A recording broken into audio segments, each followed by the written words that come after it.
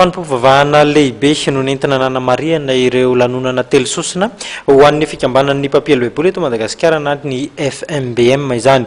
Maro ireo namaly ny antso atao anatin'izany hetsika izany.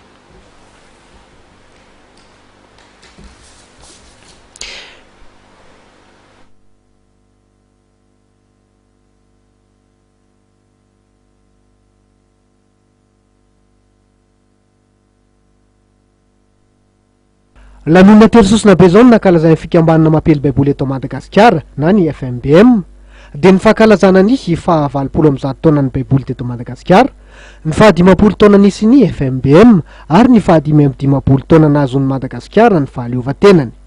Nanamarika izany fankalazana zany ny fanampom-pivavahana lehibe, narahana fitrotroram-bavaka ny fankalazana ny fetin'ny fahaleovantena izay nikarakarana omaly tetsy amin'ny Coliseum Mahetsintsonjombe.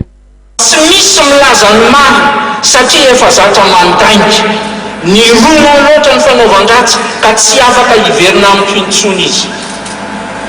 Mampalahelo fa efa lasa ho tafototra mihitsy izany ka mahatonga ny tompo ilaza hoe ny fonenanao Israely eo dia eo amin'ny lainga sy ny fitaka.